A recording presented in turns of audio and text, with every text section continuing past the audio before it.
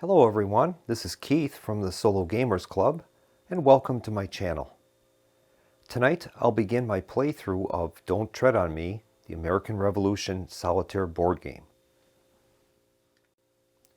During the first turn, I'm going to provide a detailed explanation of the elements that compose the phases and subphases of the sequence of play.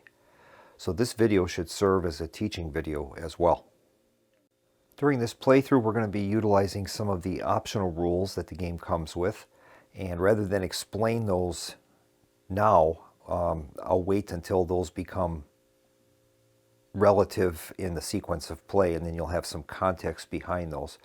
But for the time being, we're going to be using specialized frigates, New London privateers, Britannia rules the waves, and Washington's spies. The object of the game is for us to keep the Liberty marker from reaching 9 or greater. As soon as it reaches 9 or greater, we've lost the game. The Liberty marker advances on the track every time that we don't control our target state and at least 2 other states. So that's the criteria for when this Liberty marker will start advancing up the track. We need to control whatever our target state is. Like in the first turn, it's going to be New England. We need to control that plus 2 other states.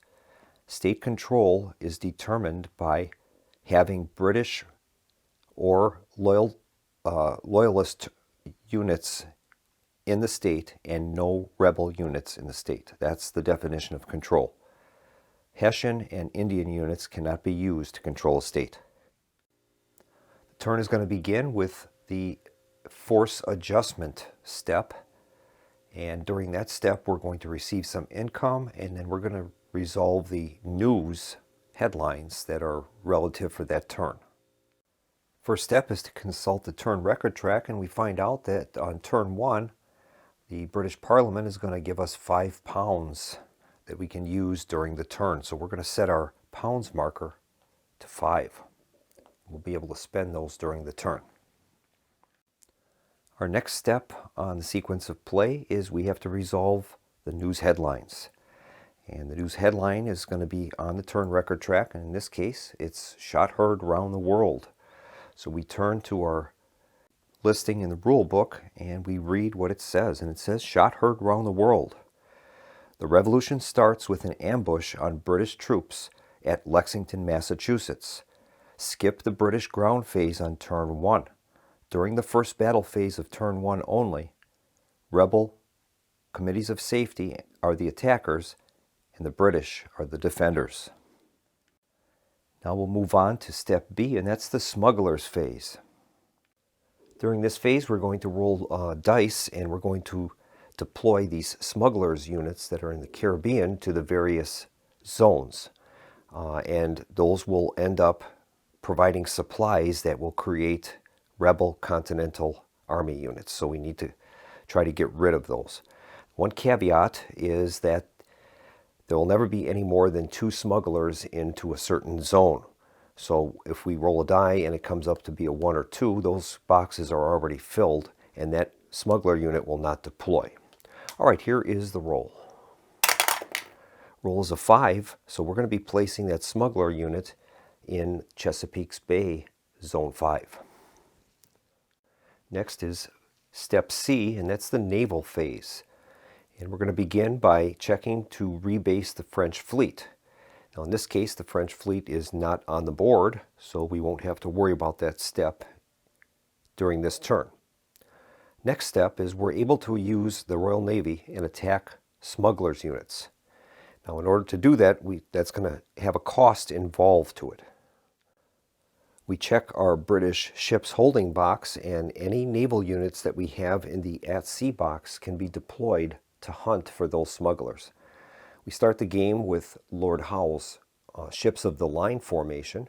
Has a battle strength of 4, but it's going to cost us 2 pounds to deploy him and search for those smugglers. And I think that's a good use of the funds. So what we're going to do then is we're going to pay our 2 pounds, and we're going to deploy Lord Howe's force to the map. So we'll reduce our pounds marker by 2 down to 3, and we're going to be able to utilize his naval force. Now we already know from our turn record track that New England is going to be our target state. So in order for us to prevent that liberty marker from rising during the turn, we need to not only control New England, but 2 other states. So we know that there's going to be smugglers units in Massachusetts Bay. There's 2 of them there that are going to be feeding in supplies and ammunition to the rebels into New England. And also, the North Atlantic is also going to be, during this turn, connected to the target state, which in this case is New England. So we've got 4 smugglers units that will be deploying munitions into New England. So we're probably going to try to target one of those 2 sea zones, and I think what we'll do is we're going to have Lord Howe deploy to the North Atlantic, and he's going to target one of those smuggler units. To resolve the naval combat, what we're going to do is we're going to compare the strength of the naval unit that we're employing, and note that in this case the ships of the line have a value of 4. So on a result of 4 or less, we'll successfully have attacked and destroyed those smugglers units. All right, so we will roll a die. The result is a 4, so we're successful.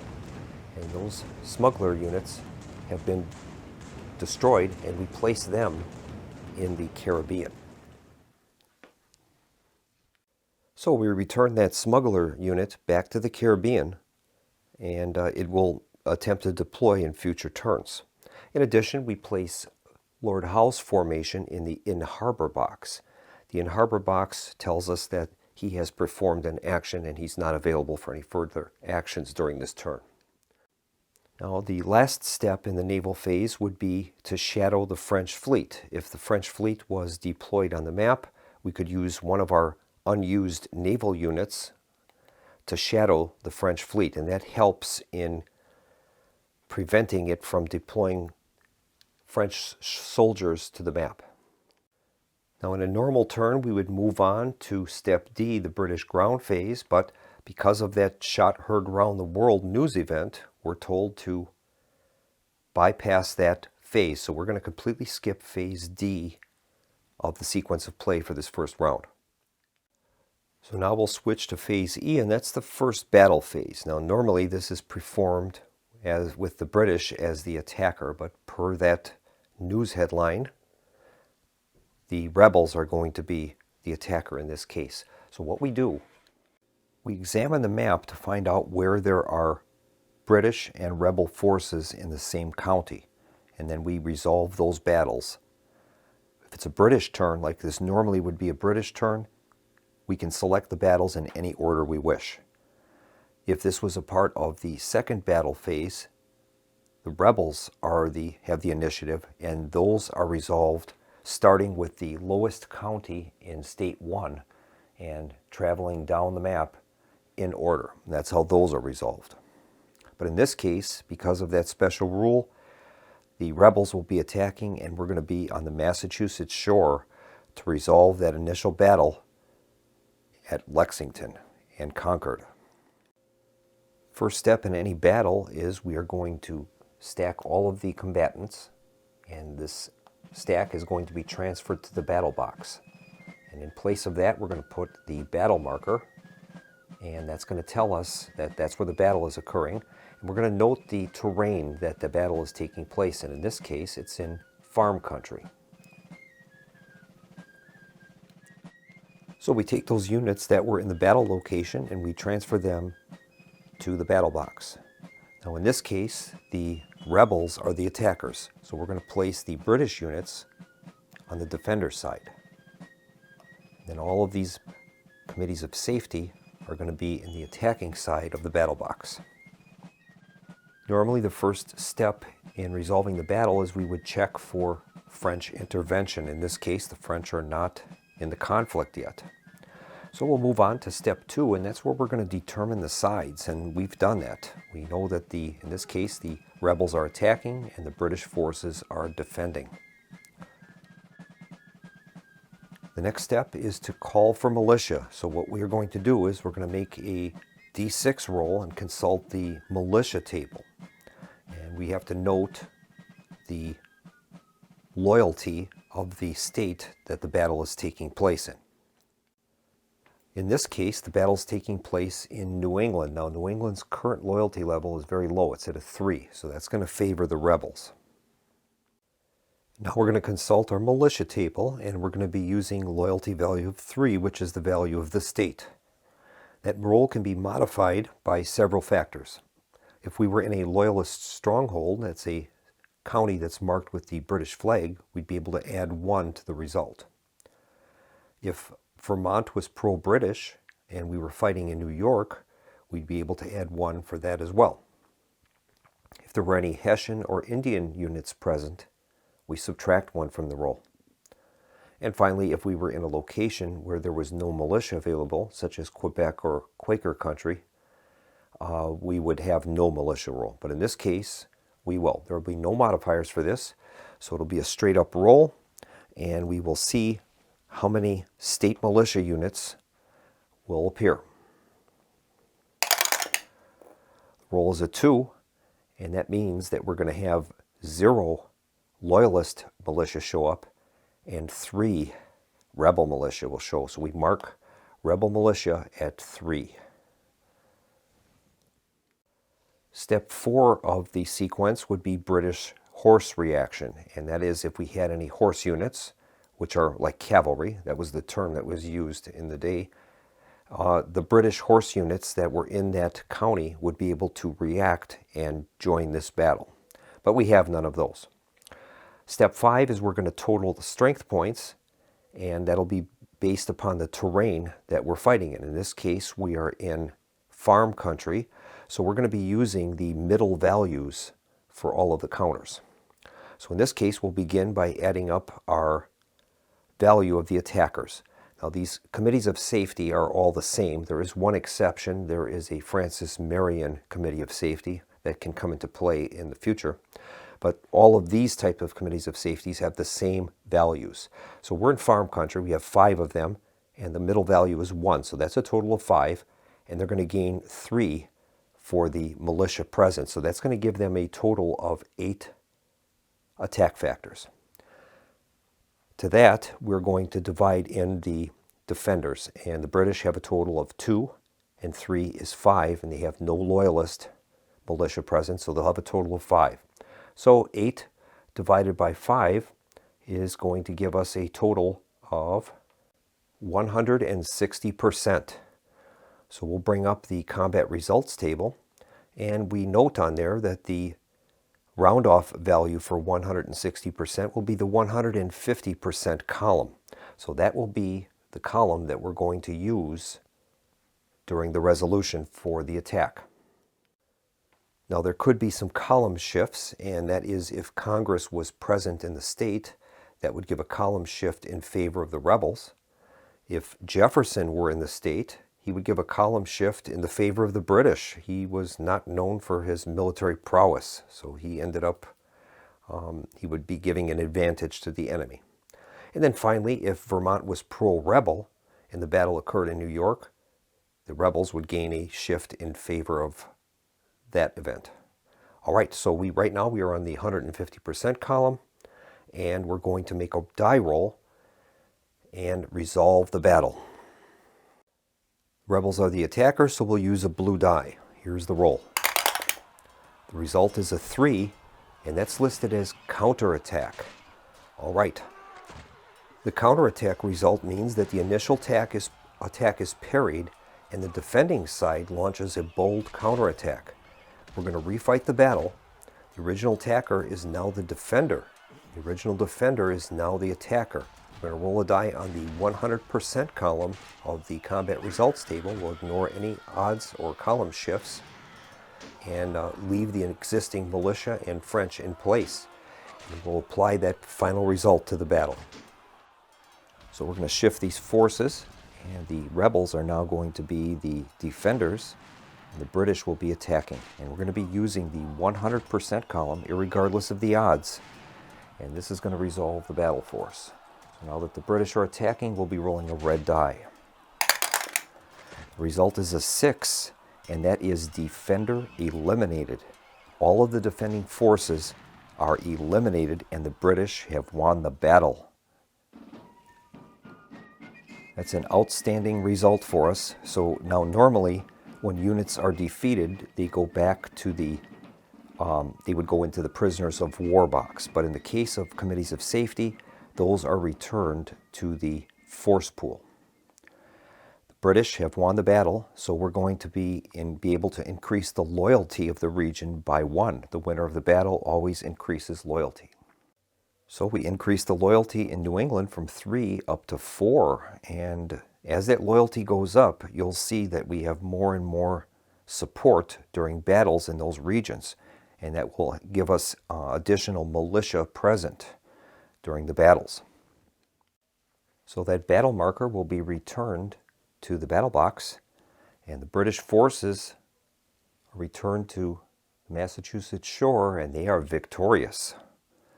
Now, the historical result for this would have been a defender retreat with pursuit. So we have done a little bit better than what the British did historically. And as that is the only battle currently on the board at this time, we move on now to step F, and that's place rebels phase. First step is we're going to form committees of safety. We're going to roll a d6, and on a result of 1 to 5, we're going to place a committee of safety in that numbered state. If the roll is a 6, we're going to be placing 2 committees of safety in the target state. All right, we'll make the roll and find out where those are going. The roll is a 5, so that means we're going to take a committee of safety from the force pool and place that in state 5 in the Carolinas. Now, in order to place the committee of safety directly into a county, we're going to make a d6 roll, and it will be placed according to the dice that are displayed within that state. So as you can see, some counties have 2 chances, some have only 1. So we can use that information in the future when we're placing our forces as to where the likely counties will be where the rebels will appear. All right, here's the roll. The roll is a 6, so that's going to be placed into Charlestown. So we'll place that committee of safety in Charlestown. The next step is we're going to deploy Continental Army units, and those are going to come directly from those existing smugglers units in the sea boxes. So you can see why it was important for the Royal Navy to try to hunt those down, because each of those smuggler units is going to deploy a random Continental Army unit. We begin the phase by making a dice roll. That will tell us which sea zone we will start the deployment from. Roll is a 4, so we'll place a marker in zone 4. And that's where we begin our deployment of those Continental units. We would start by checking zone 4. If there was a smuggler unit there, we would randomly draw a Continental formation and place it randomly within that state. Now, there isn't one in Delaware Bay, so we move on to the next one below that, in this case Chesapeake's Bay. Well, there is a smuggler unit there. So what's going to happen there is we're going to randomly draw a Continental Army unit from our draw cup, and it will be randomly deployed in Virginia. Okay, that unit is Huger, and we're going to make a roll and determine where he will be deployed. Roll is a 1, so he's going to show up in Piedmont. Place him in Piedmont. Then we would continue on with our next location, Zone 6. There's nothing in Cape Fear, so we won't be deploying anything there. We move on now to Zone 1, and now that's the North Atlantic, and that is considered to be connected to the target state. Our target state is New England. So we will be drawing a Continental Army unit from the cup and placing it randomly in New England. And that one is the H. Lee Horse Unit. Well, that's bad for us because that horse unit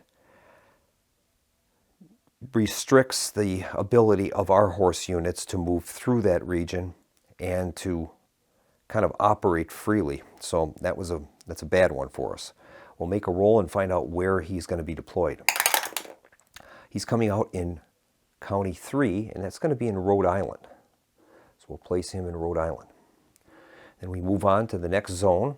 That's Massachusetts Bay. That's connected to New England. There'll be 2 Continental units coming out from those smugglers. So we'll draw 2 units and randomly place them in New England. And those are revealed to be. First one is Lafayette. So we'll make a roll and find out where he's going. He's going to enter into Zone 5. So we'll place him in Maine and Nova Scotia. The other Continental unit is Knox, and we'll find out where he's going. He's going to go in Zone 2, and that's the Connecticut coast. Place him in the Connecticut coast. All right, and that is all of the smugglers units, and that will bring that deployment of Continental Army units to a close. Our next step would be to deploy George Washington to the state with the most Continental or French units. Now, George Washington is not in the force pool at this time, so we won't have to worry about that, but he would deploy to one of the 3 states in the interior, either New York, Pennsylvania, or Virginia, and that would be in this American leadership box. And lastly, the last step is if Benedict Arnold were deployed on the map, we can attempt to turn him to our side. He unfortunately is not on the map, and so we will skip that step. And we'll move on now to the second battle phase. In the second battle phase, we're going to start with State 1 in County 1, and we'll keep examining each location throughout each of the states. And if there's any spaces where there are rebel and British units, we will have battles there. Now in this case, there are no counties that have any rebel or British units in them, so that step is skipped, and we're going to move on now to conducting rebel campaigns.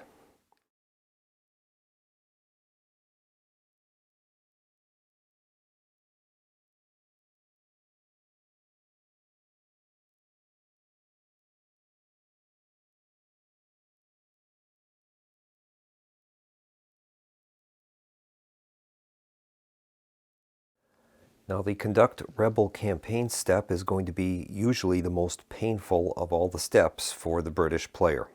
What's going to happen here is we're going to roll 2 dice, and depending upon the results, it will either produce 2 minor campaigns in 2 locations, or there'll be 1 major campaign in a specific location.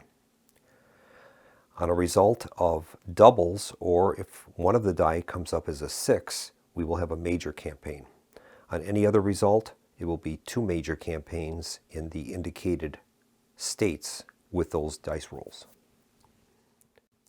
So we'll make our roll with 2 dice and find out where the campaigns will take place. All right, we rolled a 2 and a 3, so that is going to be minor campaigns in the state of New York and Pennsylvania. So we'll mark those with some blue chips to remind us of that. So we'll place a blue chip in New York and 1 in Pennsylvania. First step in resolving a minor campaign is we're going to place a random Continental Army unit into the lower numbered state, and we'll place a committee of safety in the higher number.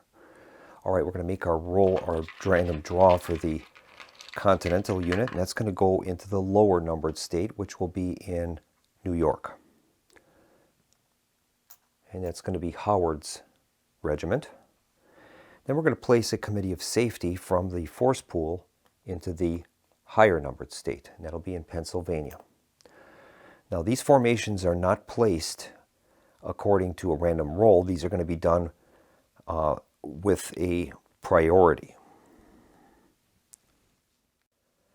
And that priority is as follows. We begin with the lowest numbered rebel occupied county in the state, And then we would move any rebel forces in higher numbered counties in the state to that county. Barring that, we would go with the lowest numbered empty county, and finally, the lowest numbered county. So in this case, for New York, that state is completely empty, so it's going to go to the lowest numbered county. We'll place that in the frontier. Same situation is happening in Pennsylvania, so that committee of safety would be placed in the lowest numbered county. And then we would resolve any battles that have occurred due to that placement. In this case, there were no British forces in either of the states, so those forces will just simply remain where they are. And now if there was a battle in any of these states, as an example, say if there was a British unit in that frontier county, the Continentals would fight a battle there. And if they won, they would proceed up to the next highest county, fight another battle if there was British units there, and they would continue to do that until they were suffered any losses or they were forced to retreat. So you can see how those minor battles, minor campaigns, can cause a lot of havoc for the British. Now, if it's a major campaign, what would have happened there is there would have been a determination for extended support. And what we would do is we would check every county, every state, and we would determine if that state is empty of British forces.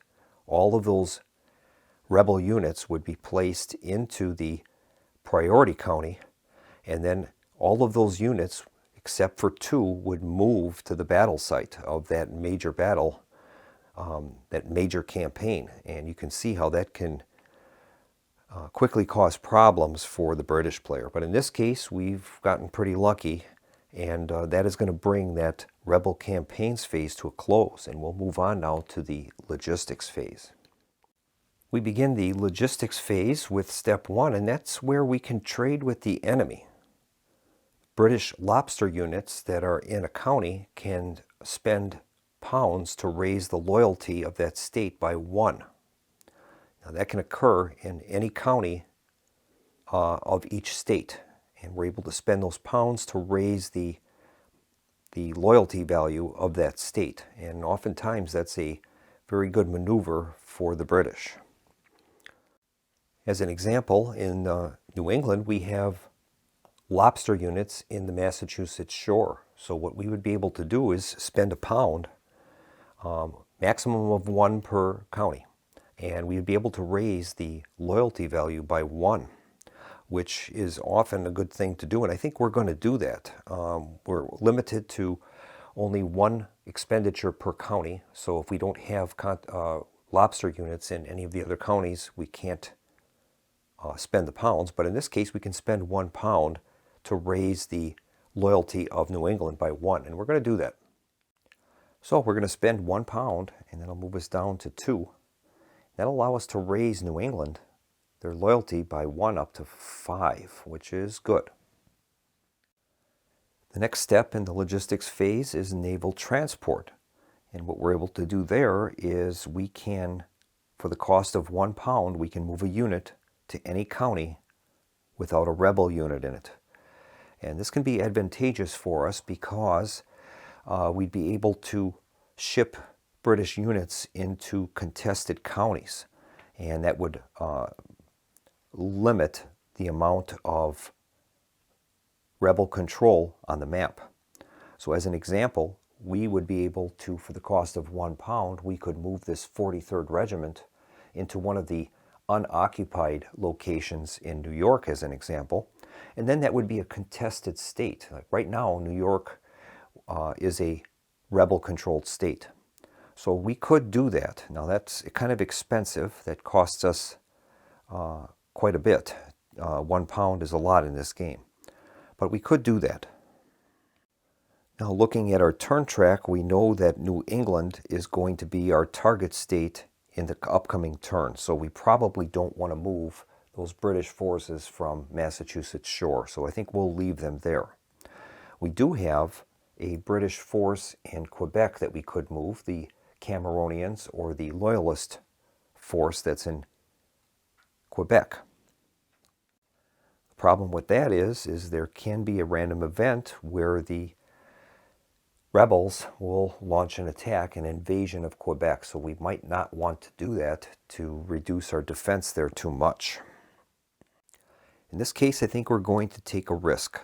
So I'm going to spend £1, and we're going to transfer the Cameronian regiment from Quebec to the Hudson Valley in New York.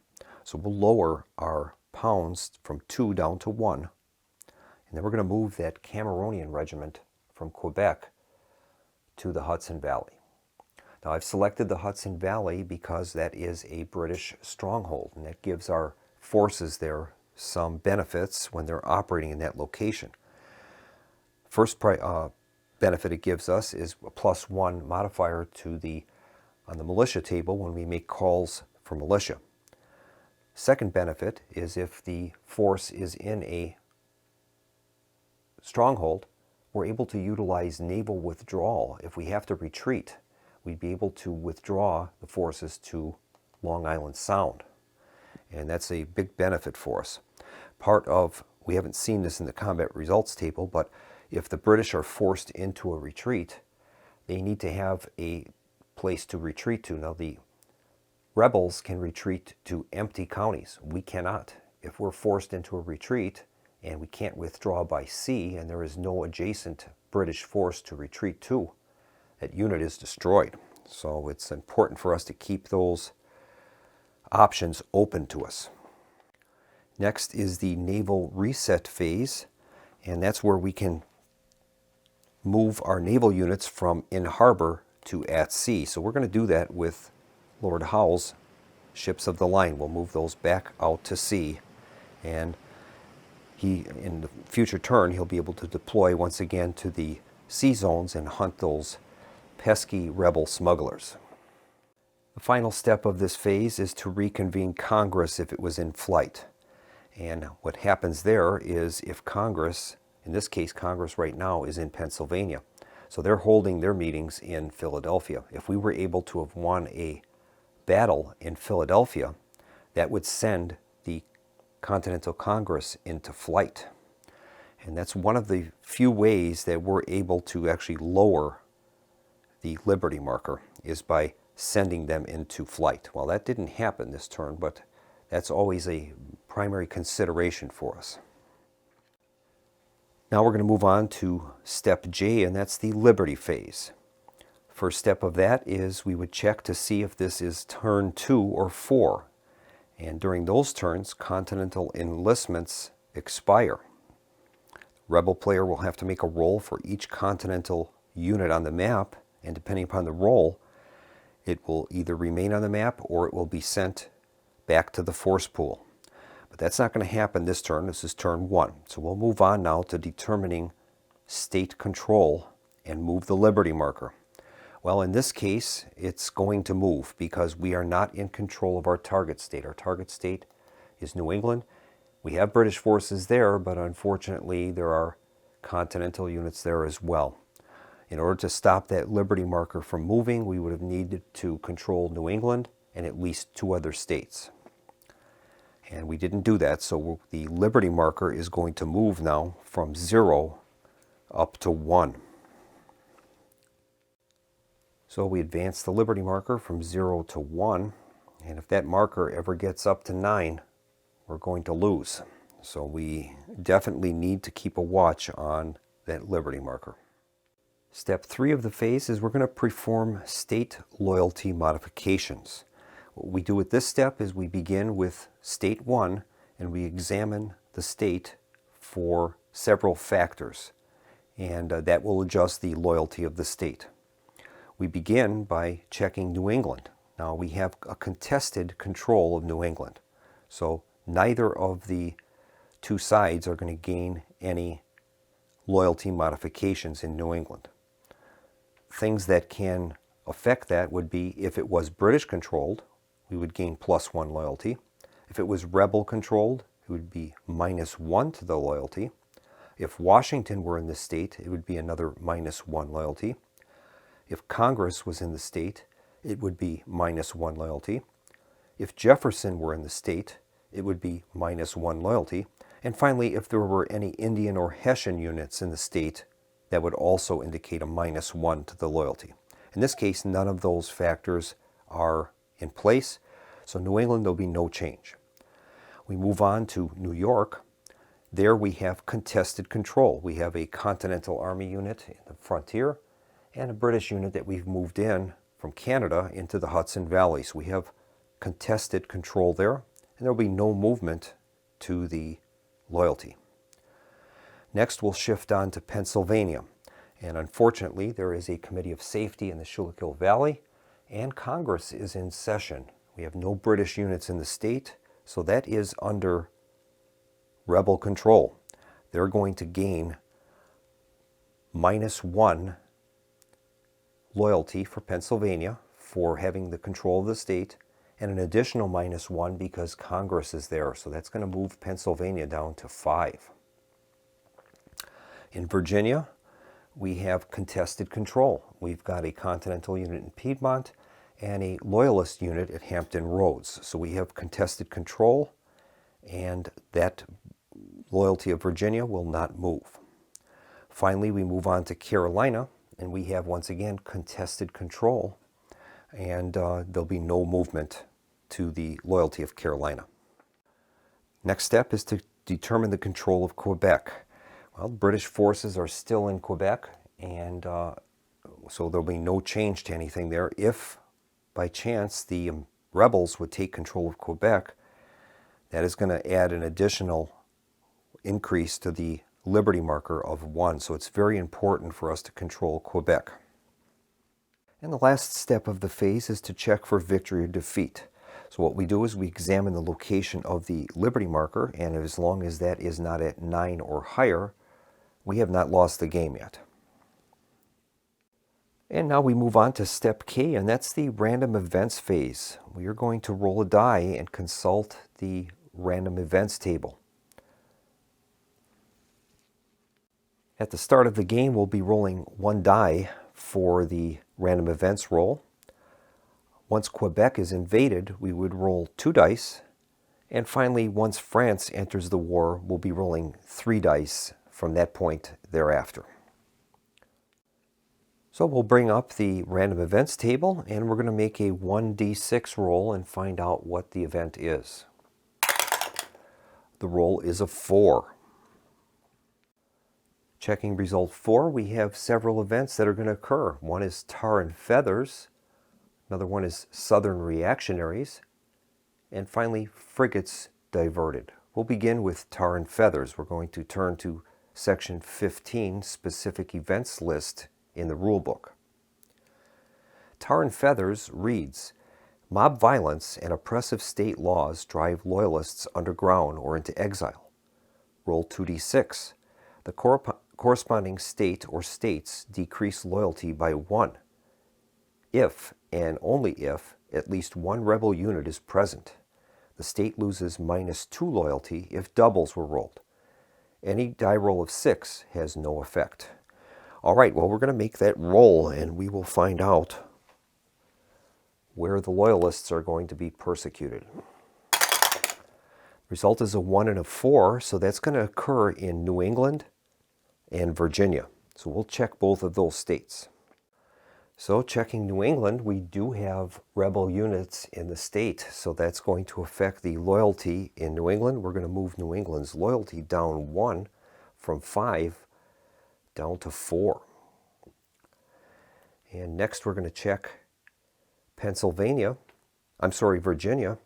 and there are rebel units in Virginia, so unfortunately Virginia's loyalty is going to decrease by 1. It's going to move from 5 down to 4. The next random event is Southern reactionaries. Outspoken slavery supporters and other Southern reactionaries divide the revolutionary consensus, while Congress is accused of giving undue deference to slave-owning Southern aristocracy. Decrease Virginia and Carolina loyalty by 1 increase New England and New York loyalty by +1. Then roll a die for Pennsylvania's loyalty. If the die roll is even, increase Pennsylvania loyalty by 1. If the roll is odd, decrease Pennsylvania loyalty by 1. All right. So the loyalties of Virginia will move down 1, and Carolina will drop 1. The loyalties of New York will rise 1 up to 11, and the loyalty of New England will also rise 1 up to 5. Now we're going to make a die roll and determine the change for Pennsylvania. Roll is odd, so Pennsylvania's loyalty will drop. We'll move Pennsylvania down 1, down to 4. So those will be our starting loyalties for the next turn. Incidentally, there are maximum loyalties based upon the state. New England can never have a loyalty greater than 9. Carolinas cannot be above 12. Pennsylvania can never be above 13. And New York can never be above 16. And incidentally, I forgot about Virginia. They are at the maximum loyalty for Virginia would be 11.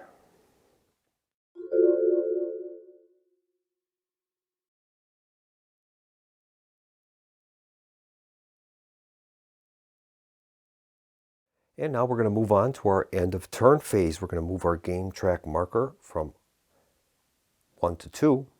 It now becomes late 1775. The target state will be New England, and we're going to have a news headline called "Enlistments Expire." British will have 10 pounds for the coming turn.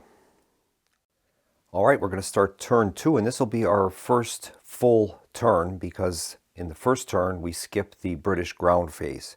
So what I'm going to do is I'll have a detailed explanation of Phase D, the British ground phase, but we'll try to pick up the pace on this since we've explained pretty much the main components of the game. So it's now turn 2. Late 1775, our target will be New England again, and we'll have a headline called "Enlistments Expire." We'll read that. British will have 10 pounds. Now we had 1 pound remaining from the previous turn, so we'll begin the phase with our adjustment phase, and we're going to receive 10 pounds. So that'll move our pounds marker up to 11. All right, now we're going to read that enlistments expire. And that reads, Continental troops signed short-term contracts at first, and they didn't always re-up.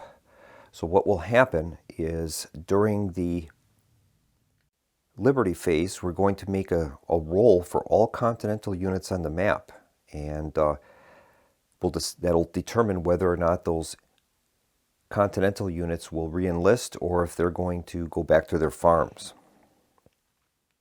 All right, we'll move on to step B, and that's the smugglers phase. We're going to roll a die for up to 2 smugglers units in the Caribbean, and they will deploy to the sea zones around America.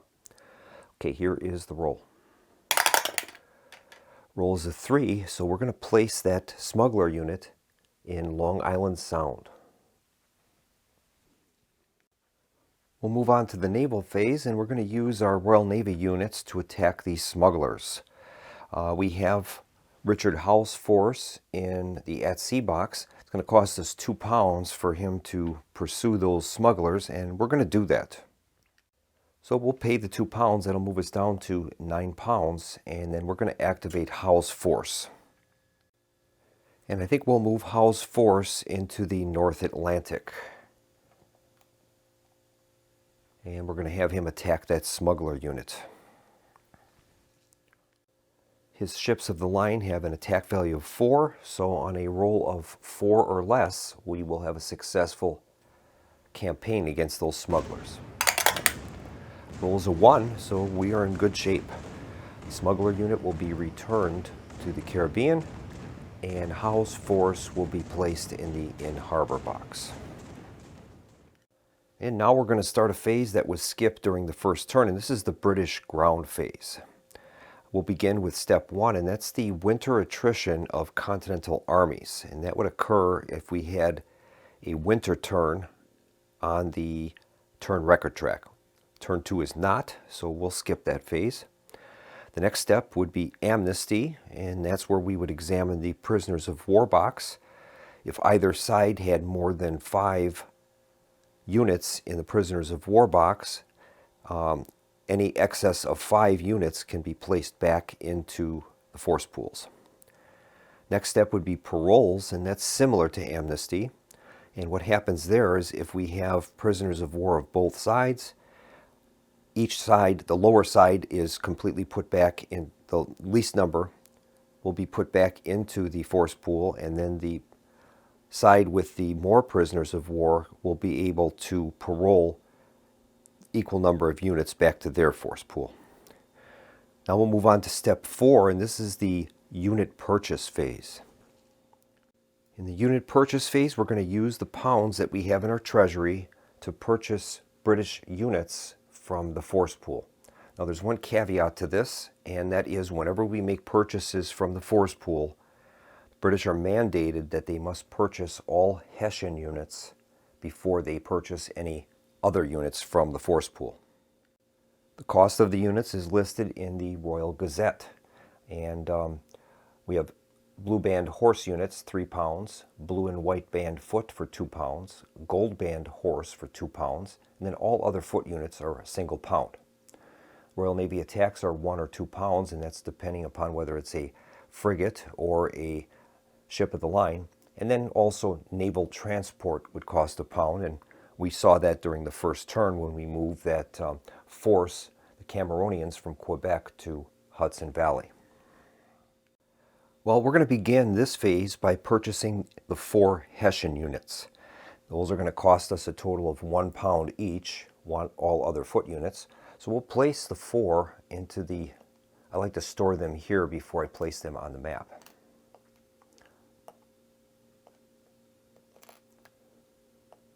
All right, that's going to cost us £4, so we're going to reduce our pounds marker from 9 down to 5. Now we know that we're going to have to hold New England in order to prevent that Liberty Bell from moving. That'll be the target state for the turn. So there is continental horse units in New England, so I think to counteract that, I'm going to purchase a British horse unit. They're very expensive. They cost £3. So we're going to move our pounds marker down from 5 down to 2. And I think we'll purchase 1 regular lobster unit, and that will cost us £1. That'll move us down to a total of £1 in the treasury. I'd like to keep at least £1 available in case we need to do any naval transport. All right, that will complete the purchase phase.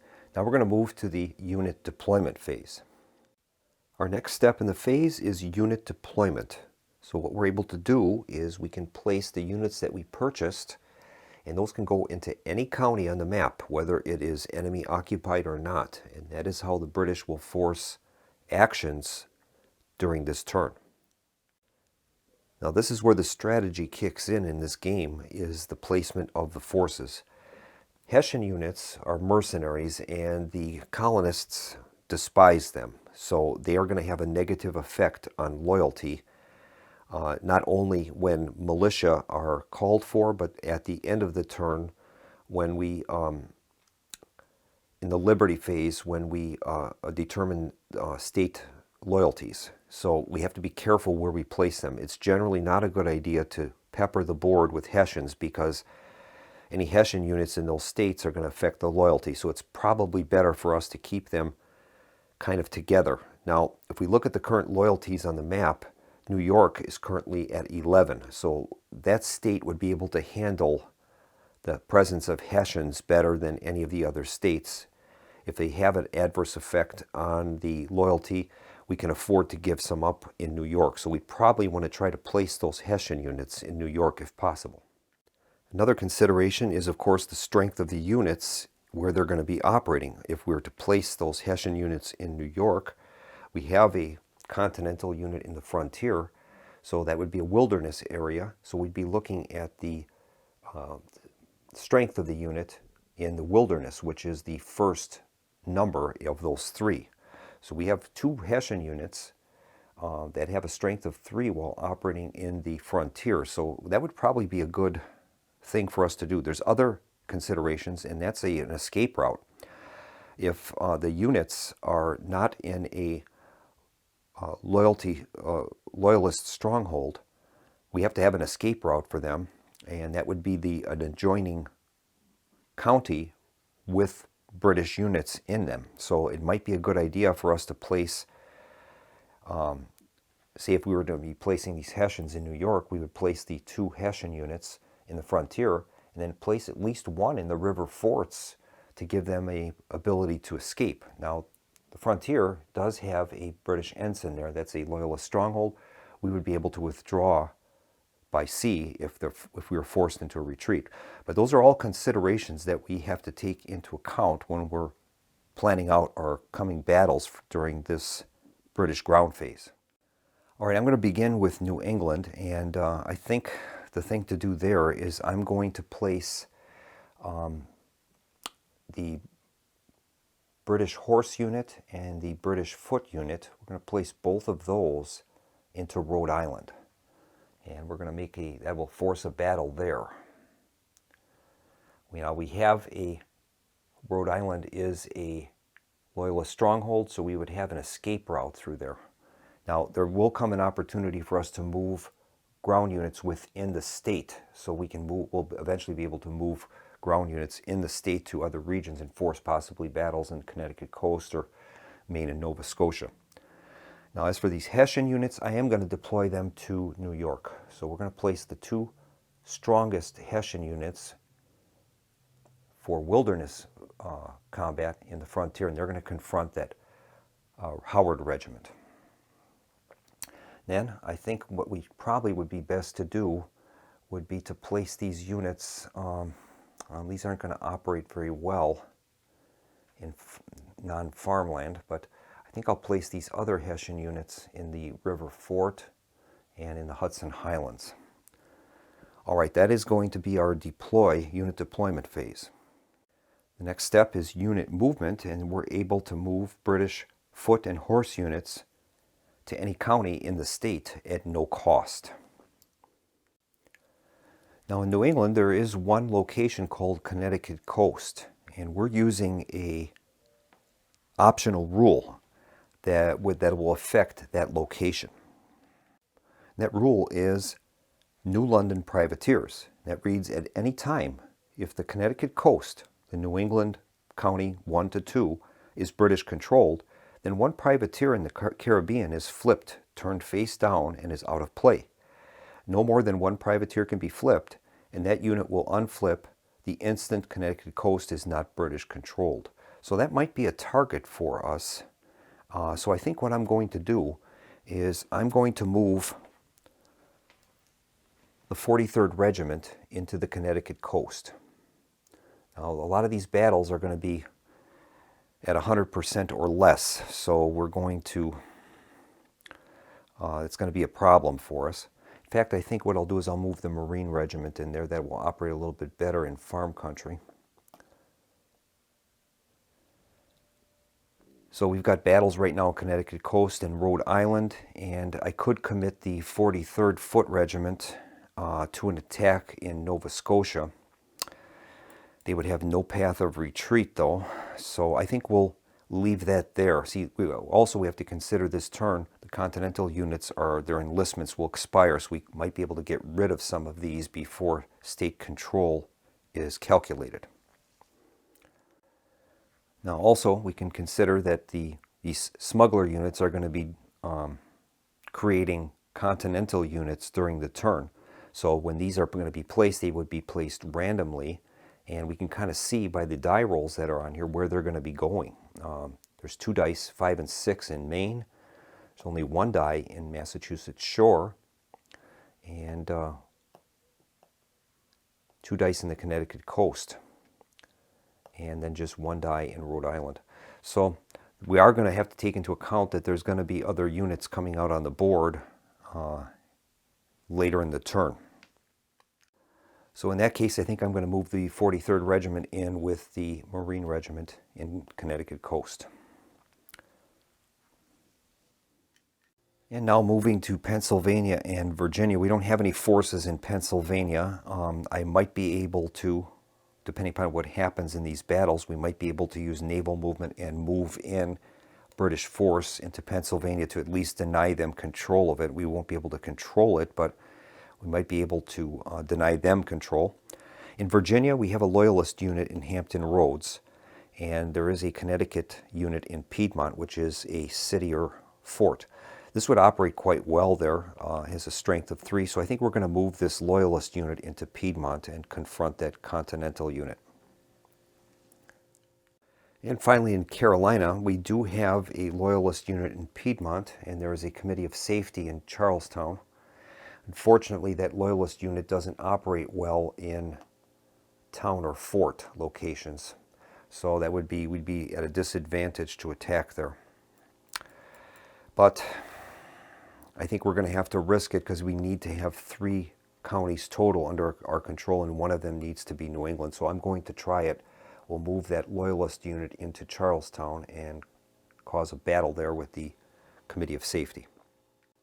The next step in the phase is the forced march step, and that allows non-Indian units to move to another state. We would roll a die, and the move would succeed on a roll of 1 to 5 and fail on a roll of a 6. If it fails, the unit is placed into the force pool. Now there are modifiers to this. If it's in any enemy occupied county, we'd be adding 1 to the die. And if it's non-adjacent state, we'd add an additional 1 to the die. So as an example, if we were going to try to move this 43rd Regiment to Pennsylvania into the Schuylkill Valley, the die roll would be +1 because it's not adjacent state, and +1 because it is a enemy occupied county. So those are the considerations we have to make.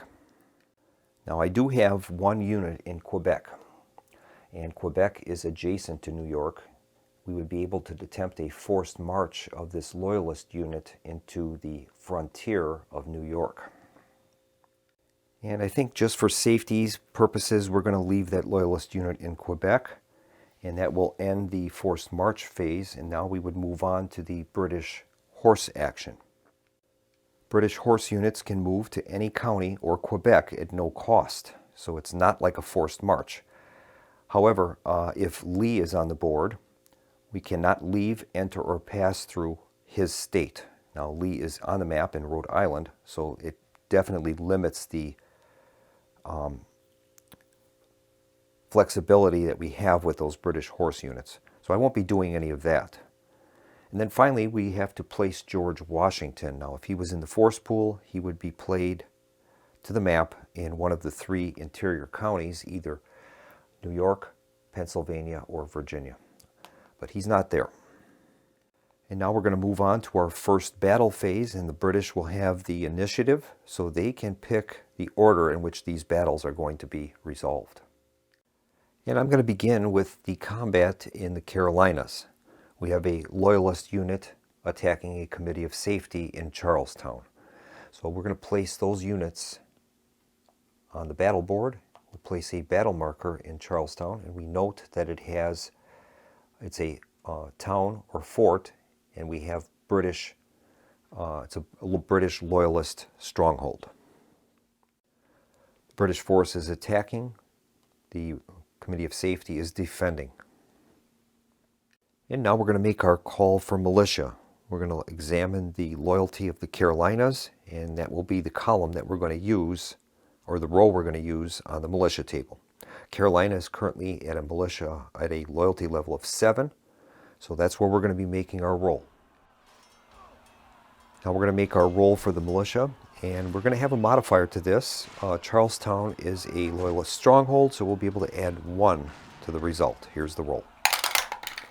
Result is a 1, and that's modified to a 2.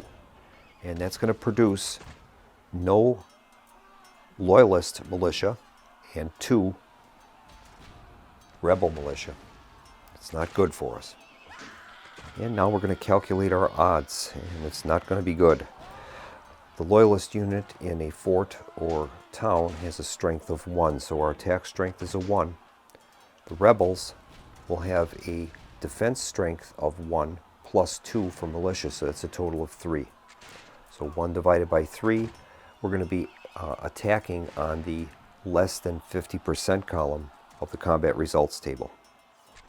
All right, and here is the roll.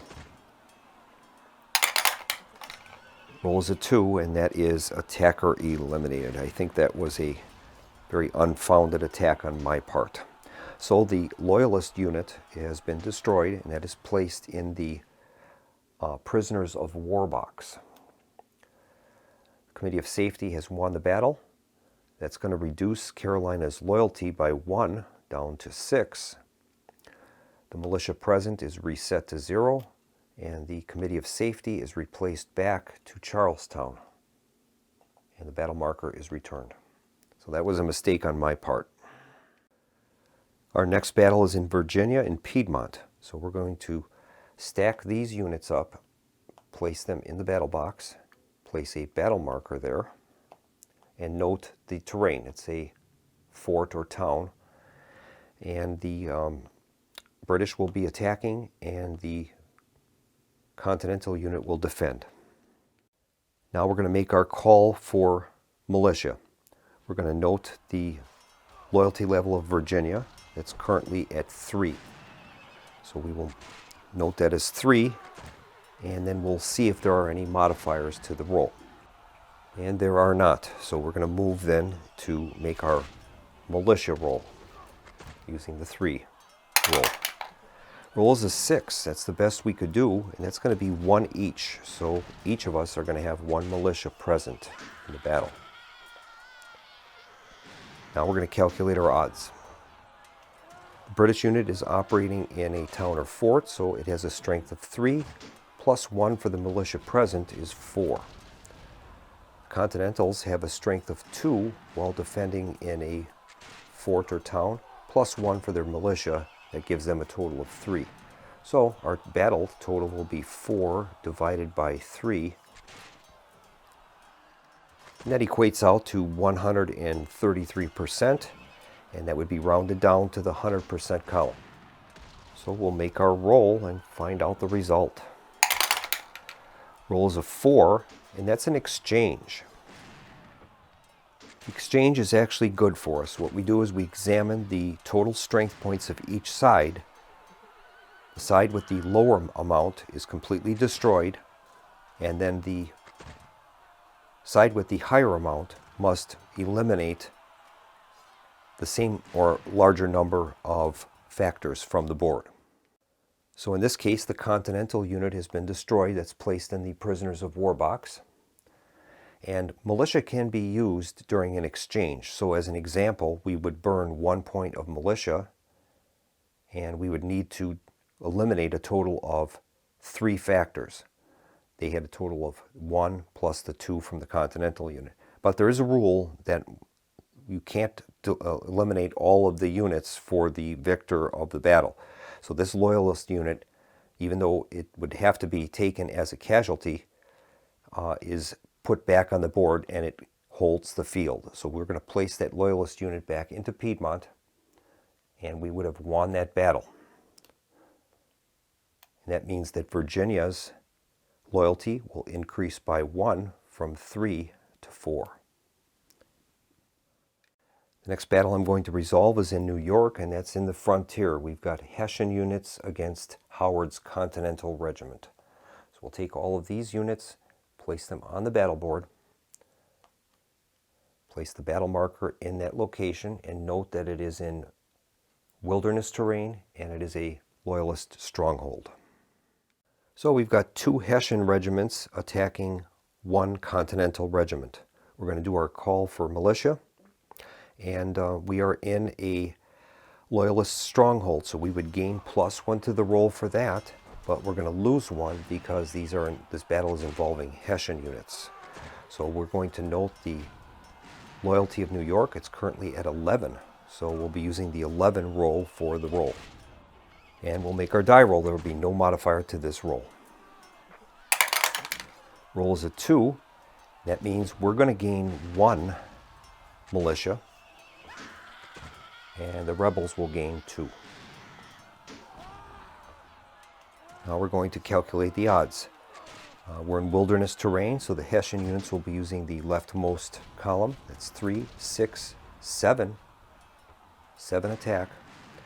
And the rebels will have a total of 2, 3, 4 for defense.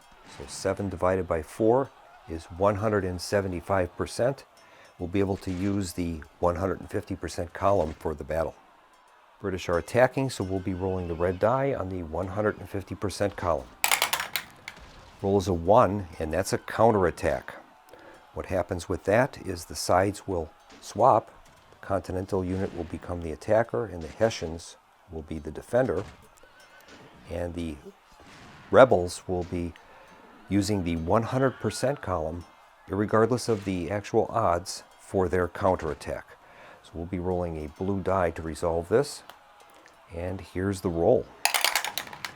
The roll is a 5, and that's defender retreat with pursuit. So we're going to return the units back to the board. The battle marker will go back to the battle box. Continental unit and the 2 Hessian units. And now the Hessian units have to retreat. Now we have 2 choices for retreat. We are in a stronghold, so we can have the Hessian units retreat by sea to Long Island Sound. That's one option. The other option is to have them retreat to an adjacent area that has friendly units. So we could have those units move to the river forts that would allow the Continentals the opportunity to pursue. I think we're going to take that route. We're going to move the 2 Hessian units into the river forts, and the Continental unit will not pursue. There's rules for how they pursue. We have the choice to pursue. They will only pursue if there are rebel units in that location where the pursuit would take place. So they're going to hold the field. New York they've lost the battle. New York loyalty will move from 11 down to 10, and the battle's concluded. All right, now we're going to move to New England. We're going to have 2 separate battles there, and I'm going to resolve this battle in Connecticut coast first. In the event that the British units would need to withdraw, we have a withdrawal location in Rhode Island that they can go to. So I think it's smarter to do that. If we would have lost the battle in Rhode Island and that space is vacated and then we resolve the Connecticut coast battle, our forces have no place to retreat to. So I think we'll do it that way. So we're going to place the battle marker in Connecticut coast, and these units will be transferred to the battle box. All right, that's farm country. So we'll be using the middle numbers on the counters to resolve the battle. And our next step now is to call for militia. This is occurring in New England. New England's loyalty is a 5, so we'll be using the 5 column. And there'll be no modifiers to the roll. Now I should have reset the militia present markers back to 0, so we'll do that. Now we're going to roll for our call for militia.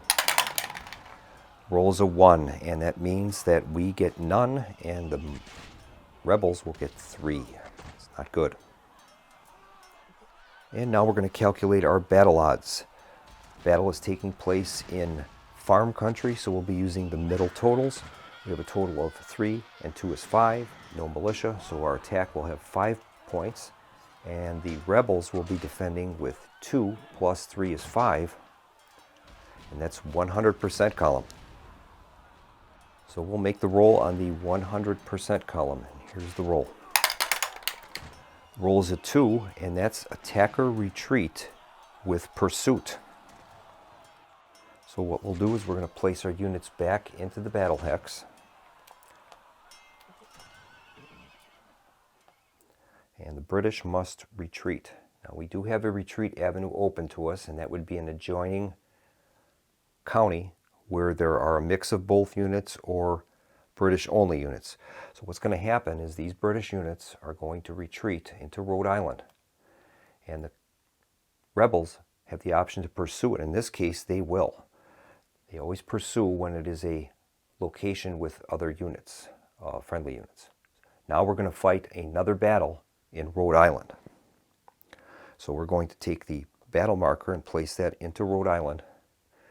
And then all of these forces are going to go to the battle box. And this is going to be a large battle. So this is going to take place in a Loyalist stronghold, and that is a town or fort. Now in this case, because this is a pursuit, the rebels are going to be the attackers and the British will be defending. Now we are in a stronghold and it's a town or fort. So the first step is going to be to determine the militia present. We'll reset the tracks and we'll find out now the loyalty level in New England. We lost that battle, so the loyalty would have dropped 1 from 5 to 4. So we'll be using the 4 column for the call for militia. Now this is a Loyalist stronghold, so we're going to be able to add 1 to the die. There are no Indian or militia units present, so we'll be making the roll with a +1 to the die. Here's the roll. We rolled a 2, and that's modified to a 3. And that means that the rebels are going to have 2 militia show up. We have none. Now we're going to compute our combat odds. This is a fort or town, so we'll be using the rightmost numbers. So the Lee and Knox units will provide 3 points, and they'll get 2 points from the rebel militia. That'll be a total of 5 attack strength. British will be defending with a total of 3, 6, 9, 12. 12 points for defense. And that's going to equate to 41%. So that means that the rebels are going to be using the less than 50% column, and that's good for us. And here's the rebel attack roll. They rolled a 1, and that is attacker eliminated, which is great for us. So both of these units are placed into the prisoners of war box. And all of our units are going to, this will be reset. All of our units will go back to Rhode Island. And we've won a battle there, so our state loyalty in New England will increase from 4 back up to 5. So the British units are returned to Rhode Island, and the battle marker is returned to the battle box. And we did pretty well there. Now we still have a Continental unit in Maine and Nova Scotia, and other units are going to be coming into that location as well. So we'll see what happens. That's going to complete our first battle sequence. Next up is our Place Rebels phase, and we begin by forming committees of safety. We're going to roll a d6. On a result of 1 to 5, we're going to place a committee of safety randomly within that numbered state.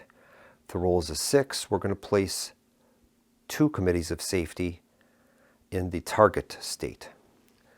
Here is the roll. And the roll is a 6, so we're going to have 2 committees of safety come out, and those will be placed randomly in New England. So we'll get those committees of safety and place them randomly in New England. So we'll make a roll and see where the first committee of safety will go within New England. Roll is a 6, and that's going to go into Maine and Nova Scotia. And the second unit is a 1. That's going to go into the Connecticut coast. All right. Next up is we are going to deploy Continental Army units. We're going to roll a d6, and we'll begin with that C zone that we roll up, and then in order we will deploy Continental units to the map. Here's the roll. It's going to be C zone 4, so that'll be Delaware Bay. And that's where we would start our calculations. There's no smugglers there. We'll move on to Chesapeake's Bay. There is a smuggler there. So we're going to draw a random Continental unit and place that randomly in the Virginia area. And that's Arnold. All right. Here is the random roll for the location. Roll is a 1. So Arnold is going to appear in Piedmont, and we're going to have a battle there. All right. Then we continue on with each in order. There's none in Cape Fear, none in the North Atlantic. Now we do have 2 in the Massachusetts Bay Area, so we'll be drawing 2 random continental units, and we'll place those randomly within the state. Okay, we've got the Green Regiment and the Morgan Regiment. All right, we'll start with the Morgan Regiment and place that. That is going to go into Region 3, and that is in Rhode Island, where we have British forces, so there'll be a battle there. All right. And then we have the Green Formation. That's going to also show up in Zone 3. So that completes Massachusetts Bay. Now we move on to Zone 3, and that's Long Island Sound. We're going to draw a random continental and place it accordingly. And that one is revealed to be Kosciuszko. All right, we'll see where he's going to go.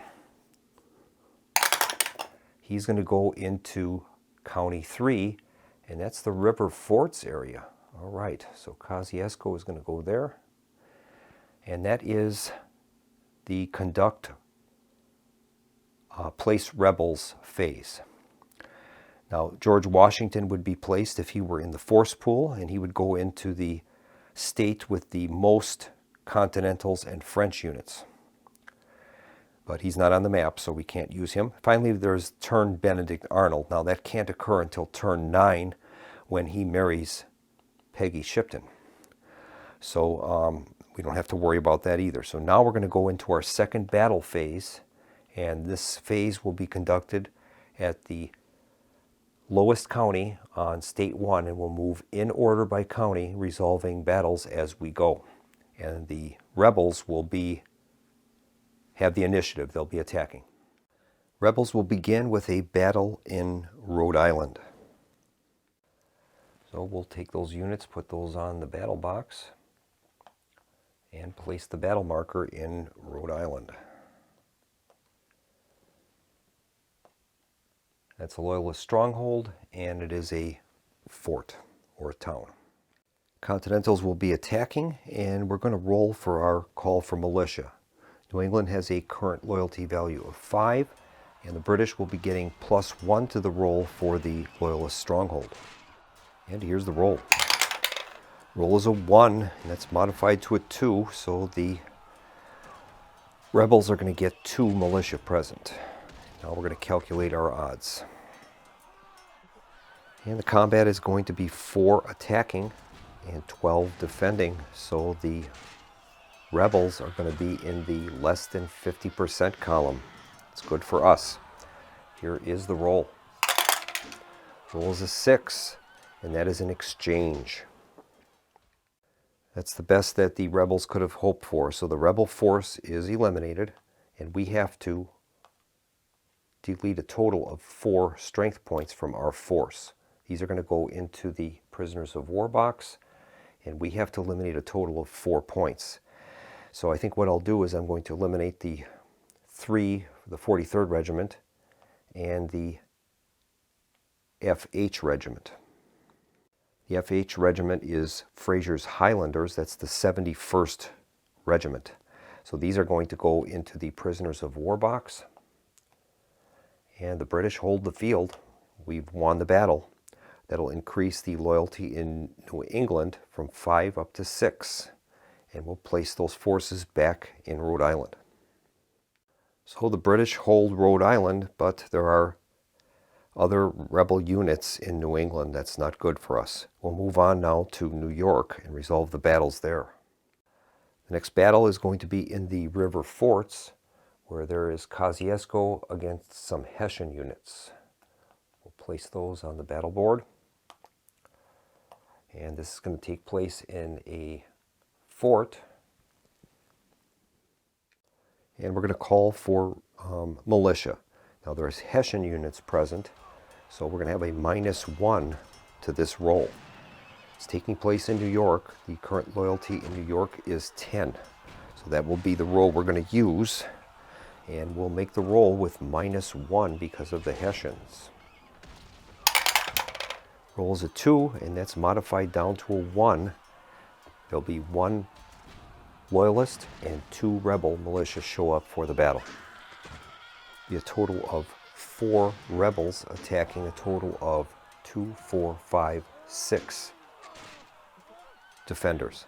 That'll produce an odds of 66%, and we'll round down to the 65% column. And here's the Rebel attack.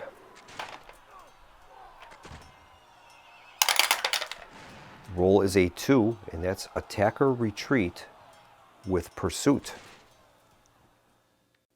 The Rebels will retreat, and we go through a retreat priority, and they are going to retreat to a adjoining space with Rebel units. So they're going to retreat to the frontier, and we have the option of pursuing.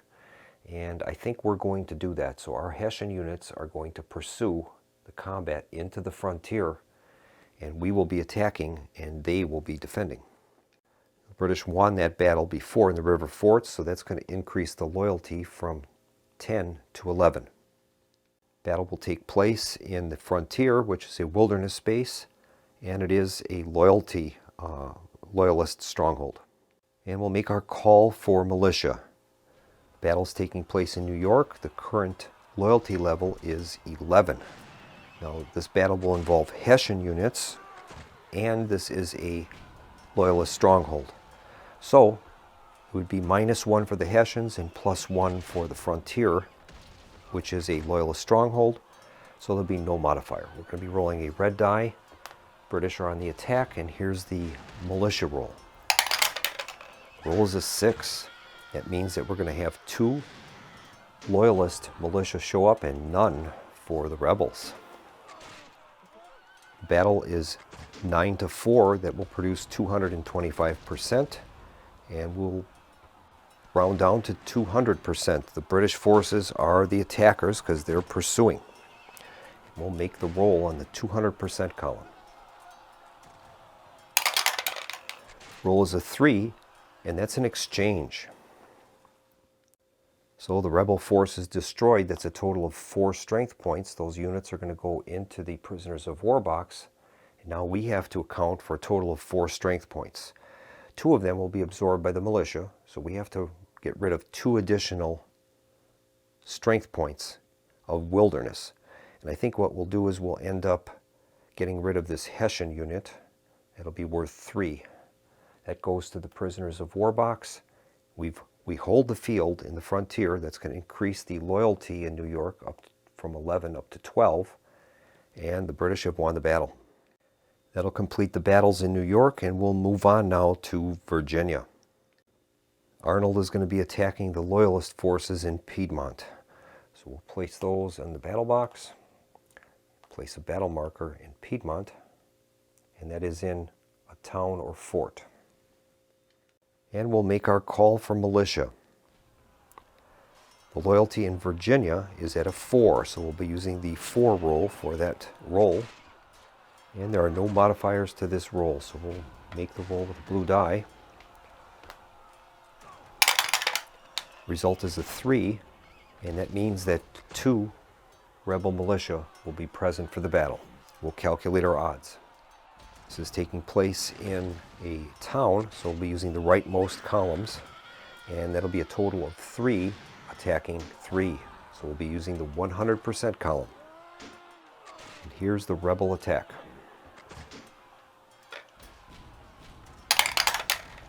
Result is a 5, and that's defender retreat with pursuit.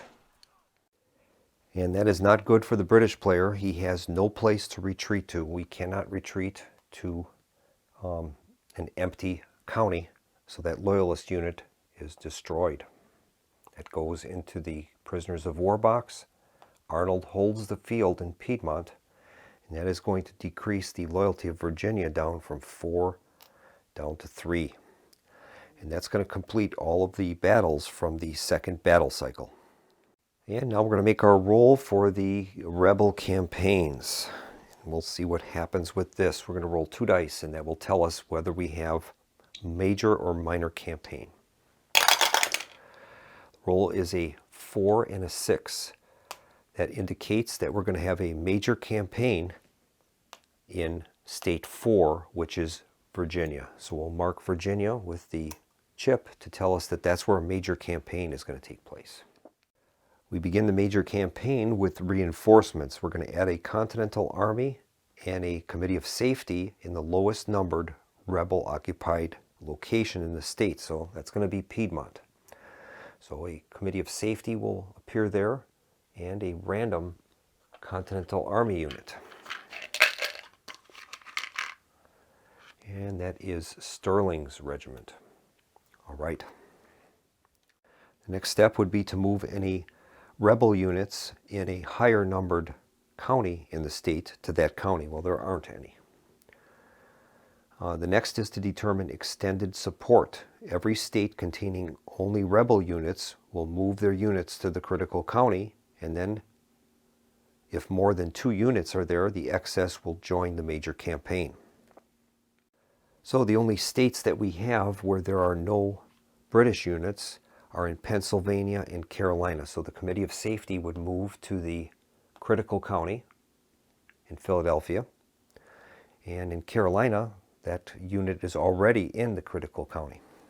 But unfortunately, there is not enough here to move. There's only 1 in each. So you had to have a minimum of 2 to stay for control purposes. Now what's going to happen in Virginia is this entire force is going to battle any units that it comes to, starting in the state it's in the county it's in, and will move county by county till it gets to the critical county and it sweeps the state. So this force would just continue through and eventually reach Hampton Roads. And now what's going to happen is it's called a planned operation. If a major campaign not in a target state sweeps the state clean of British, then place all British in critical county, and then a planned operation would take place. What will happen there is we would leave 2 units behind, same as extended support, and the rest of the units will move to the target state. So 2 units will remain behind. And that means that that Committee of Safety is going to move to the target state, which is New England. So that Committee of Safety is going to transfer to the critical county of the target state. That'll be Rhode Island. We'll take any units that are in a higher county, place them also into there, and the rebels will attack, in this case in Rhode Island. We'll have a battle. Battle's going to take place in a town, and it has loyalist. It's also a loyalist stronghold. We'll begin with a call for militia. New England has a loyalty value of 6, and this is a loyalist stronghold, so the British will be gaining +1. Okay, here is the roll. Rolls a 5, that's modified to a 6. 2 loyalist militia will show up, and 1 rebel militia. Rebels are attacking with a total of 2, 3, 4, 5. And the British are defending with 3, 6, 7, 8. That computes out to a combat ratio of 62.5%. So they'll be attacking on the 50% column. And here's the rebel attack. Roll is a 2, and that is attacker eliminated. All of the attacking rebel forces have been eliminated. Those will be placed in the prisoners of war box. That's starting to get quite large. And the British hold the field. That'll increase the loyalty in New England from 6 to 7. And we'll place those British units back in Rhode Island. And that was a nice turn of events for the British. All right, that will conclude the conduct rebel campaigns phase. We'll move on to the logistics phase. All right, we're going to begin our logistics phase, and we can do some trading with the enemy. We have some lobster units in New York and New England, so we would be able to spend £1 to gain a loyalty. And I'm wondering if we should do that. I think I'm going to preserve that £1 for some naval transport, and that's what we're going to do. The next step is naval transport, and we can spend £1 to move a British player unit to any county that is not occupied by the enemy. And I think what we'll do is I'm going to spend £1. It'll move us down to 0. And we're going to move the Marine Regiment from Rhode Island to New Jersey. And that will at least give us contested control in Pennsylvania. Next is our naval reset, and we're able to move our forces from in harbor to at sea. And now we move on to the Liberty phase, and we'll start with continental enlistments expire on turns 2 and 4 only. We're going to roll for each continental, and the unit goes to the rebel force pool on a roll of 1 to 4.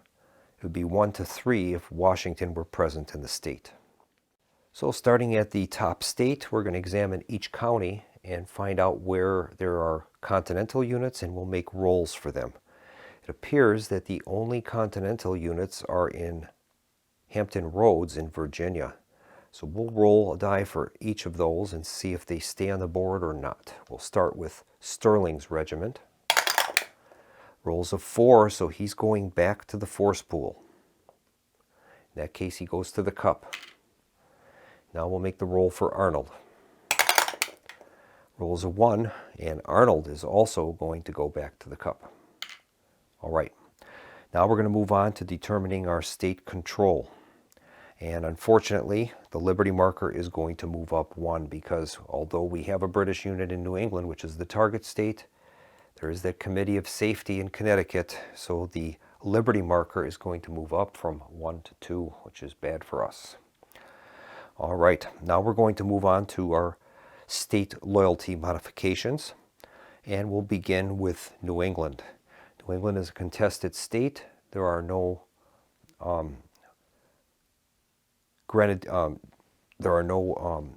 Hessians or Indians there, so there'll be no movement to New England. In New York, we control New York, but unfortunately there are Hessian units there, so we would gain 1 for the control of New York, but we lose 1 for the Hessian units. So that's a wash. Pennsylvania is a contested state. But Congress is in session, so Pennsylvania will move down 1 from 4 down to 3 loyalty. Virginia, there are no units there, so there will be no changes there at all. Finally, in Carolina, that is a rebel-controlled state, and Carolina is going to drop 1 in loyalty, down from 6 down to 5. So although we did pretty well on clearing the continental units from the map, it was not strong enough to retain possession of the target state and 2 additional states. Next up, we will determine the control of Quebec, and we still control Quebec, so that's good. That prevents another loss on the Liberty marker.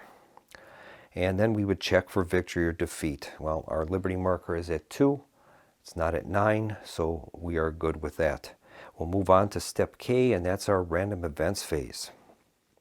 As the invasion of Canada hasn't happened yet, we'll be rolling 1 die for the random event. The result is a 1. Result 1 is invasion of Quebec and ships of the line sent abroad. All right, let's read those random events. All right, invasion of Quebec reads, after railing against Catholic Quebec as the dwelling of Satan and the reign of Antichrist, Congress orders an invasion of Quebec in vain hopes of rallying the support of Catholic French Canadians against the British. See Rule 14.3 for the procedure. All right, we begin by making a D6 roll to determine the number of continentals invading Quebec. British player then takes those units, player's choice, off the map, beginning in the lowest numbered county of New England and moving down the map in numerical order. Those units are said to be invading Quebec. If there are insufficient continental units to match the die roll, simply move what is available. Well, unfortunately, there are no, I should say fortunately for us, there are no continental units on the map. So this invasion of Canada will not take place. It actually technically will take place, but there will be no units to fight it. The next event is ships of the line sent abroad. That reads, one of the 4-strength British naval units, Howe or Parker's, player's choice, is moved to the in-harbor box and can't be used next turn since it's busy fighting the French, the Dutch, the Spanish, or some other global threat. So unfortunately, Admiral Howe's force is going to be placed in the in-harbor box and will be unavailable to us in the coming turn. All right, that is going to complete the random events phase, and we'll move on to the end of turn phase where we're going to advance the turn marker to turn 3. And I think we're going to end the video here, and we'll pick back up with turn 3 of our campaign in North America, British against the Americans in the Revolution, and our playthrough of Don't Tread on Me.